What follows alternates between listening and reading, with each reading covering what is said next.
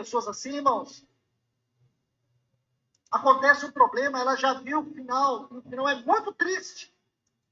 Como uma pessoa pode viver a vida cristã assim? Eu estou falando para cristãos, não o mundo. Muitas pessoas aqui têm essas frições. Essas são algumas frições que as pessoas têm. Por isso elas ficam tóxicas. Por isso elas ficam ácidas. Você, nós. Então, senhores, por que as pessoas ficam ácidas, tóxicas, né? Vocês pensam que eu já andei tóxico? Pensa que eu já não andei ácido? Exatamente por ter andado que hoje eu tenho discernimento do que o outro está sendo ácido, está sendo tóxico.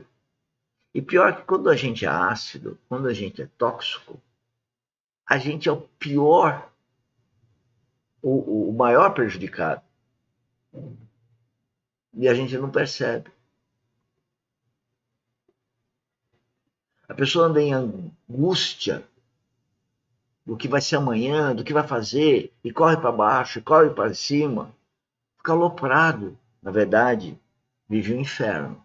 Só que o inferno é tão sutil que a pessoa não percebe. Só que o Espírito Santo, que a gente começa a ter discernimento, tem alguma coisa errada. Só com o Espírito Santo. Então, uma pessoa que não nasceu de novo, e ele está falando com pessoas que nasceram de novo. Porque quem nasceu de novo pode apostatar, pode ser ácido, pode ser tóxico. Pode. O problema é o seguinte: quem tem o Espírito Santo começa a ter um discernimento, ou pode ter um discernimento, e pode ser que não, pode ser atraído pelo mundo e apostatar e desistir de Cristo. Pode.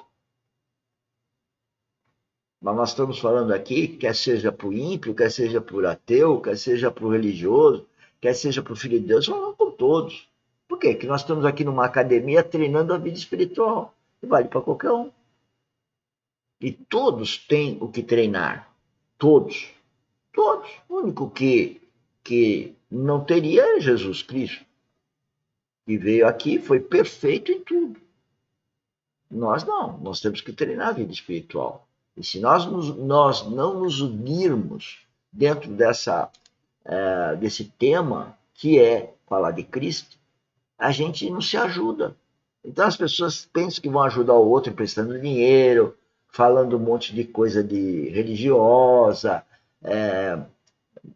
Não vai. A gente só ajuda o outro se a gente trazer o outro para Cristo. Aí sim essa pessoa vai começar a se relacionar com Cristo. E aí Cristo vai dizer, o Espírito Santo vai dizer o que é para fazer. Sempre ter Cristo como foco. E é esse o nosso objetivo aqui. Transformação da nossa mente. Começamos a condenar essas pessoas. Nós não sabemos causa. Tudo tem uma causa. Quantas mulheres aqui, tiveram dificuldade no relacionamento com seus pais, perderam seus pais, ou seus pais as abandonaram. Eu conheço uma irmã aqui. Olha o que ele vai falar. Entre outras. Ela me contou a história o dia que o pai dela foi embora da sua casa. Aí ela me contava assim: naquele dia, eu estava calçada com chinelinha assim, aí eu estava com a roupinha assim, aí eu fiquei na porta e ele foi embora. E eu fiquei olhando para ele. A roupa dele era assim, ele estava assim, e ele foi embora. Veja os detalhes que ela dava a respeito dela e do pai. Da mãe que ficou para cuidar. Em 50 anos ela nunca tinha falado isso para ninguém. Agora vamos lá. 50 anos ela não tinha falado para ninguém. Falou para ele. Ele está dando um exemplo. Onde estava o problema? Na mente dela. Ela viu o pai indo embora. Ficou tão focada no pai, se colocou como vítima, mas não viu que a mãe ficou para cuidar dela. E a mãe nem sabia como a mãe estava vestida. Portanto, ela se coloca como vítima, mas na verdade ela não tem adequado discernimento do que aconteceu.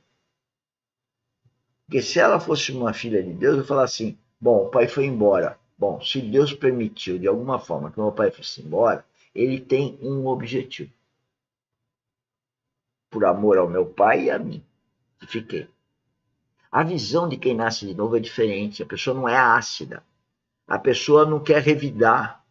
Então a pessoa bateu no carro dela, a vontade que dá é revidar. A pessoa não convidou ela para festa, a vontade é revidar. Eu falo, não brinco mais. Outro dia chegou um para mim e falou assim, não trabalho mais para você. Por quê? Eu não perguntei por quê. Porque eu sei que é coisa do inimigo. Se Deus colocou um certo relacionamento, nós temos que cuidar daquele relacionamento perante as adversidades do relacionamento.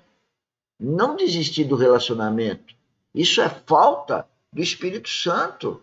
Isso é falta do coração de Deus, do amor ágape. Se houve um encontro, o Filho de Deus tem, se houve um encontro, qualquer encontro, tem um objetivo para Deus.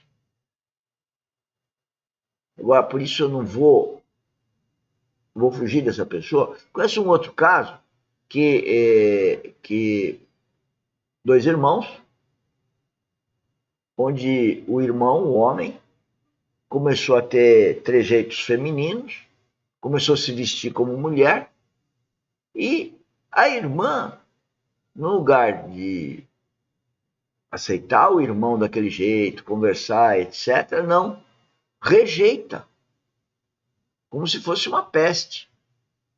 Está vendo a falta de Espírito Santo?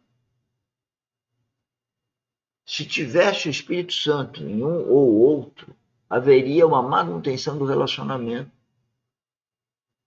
Para um ajudar o outro, porque Jesus Cristo não veio para salvar a humanidade, veio para me salvar, salvar você, salvar todos nós. Então, nós vamos ter um relacionamento com Ele se nós o amamos. Ele veio para nos salvar.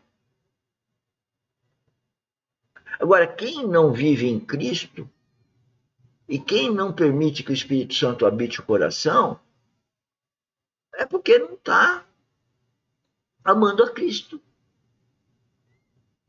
Não crê em Cristo. E aí a pessoa vive ácida, vive no eu, nas vontades, e vira uma pessoa que não está ela está achando ainda que está dando glória a Deus, tendo uma boa família, tendo dinheiro, ganhando, tendo um bom poder na sociedade, sendo direita, honesta. Não está, não está. Porque a Bíblia diz que para ter a alegria de Deus, precisa ser filho dele. Ele só se alegra com os filhos. Ele não se alegra com os bastardos. Bastardos não. Com os que não são filhos. Né? Não sei se o nome seria bastardo. Mas, enfim, daqueles que não é filho, não precisam complicar. Vamos refletir, senhores. E aqui nós estamos para ver a nossa mente, transformar a nossa mente. Então eu estou aqui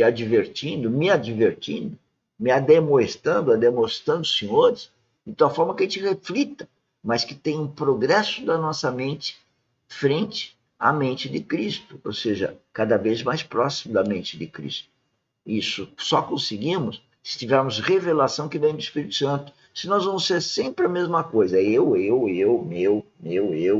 quero, eu não quero, cheio de vontades. Vamos lá, vamos escutar. Quando você estuda a neurociência e fala do relacionamento fundamental entre o pai e uma filha, você começa a entender a dimensão de uma ferida como essa. Aí ela casa, aí o marido fica assim, sua fria, sua geladeira. Você não tem sentimento, você não me ama. O marido desce a porrada. Pai, na biologia, na psicologia. Só o Espírito Santo, senhores. Esse lugar da sexualidade na vida dela. Acaba com a sexualidade da mulher ou até do homem, né? Transformador de caráter, formação de caráter. E Deus nos criou assim. Essa imagem do pai é construtiva na vida da filha. Eu tenho encorajado os pais nesse sentido. É muito importante. Irmãos, o lugar que o homem ocupa na sua casa é de extrema importância. Então nós ficamos olhando para as nossas esposas, fazendo tudo, porque esse coração de mãe, ele é impulsivo, ele é compulsivo, é um coração que se entrega, que